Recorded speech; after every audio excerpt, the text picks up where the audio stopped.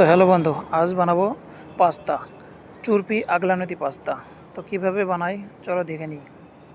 তো video skip না করে সম্পূর্ণ ভিডিওটা দেখতে থাকো, তাহলে তোমরা বুঝতে পারবে বা শিখতে পারবে। খুবই সহজ পদ্ধতি, দেখতেই পাচ্ছ। পাস্তার পটটা রেডি হয়ে গেল, এখন ঢালা হবে টপিং। দেখতেই পাচ্ছ টপিং ঢালা হচ্ছে।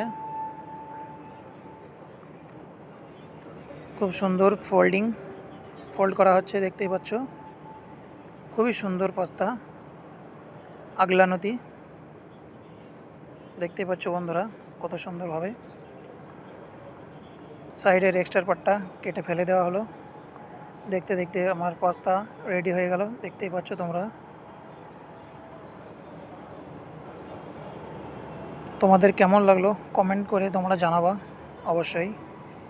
এর আগের ভিডিওতে পাস্তা ডো কীভাবে মারে সেটা দেখিয়েছিলাম, আজ দেখালাম পাস্তা। তো থ্যাংক ইউ, দেখা হবে পরের ভিডিওয়, বাই।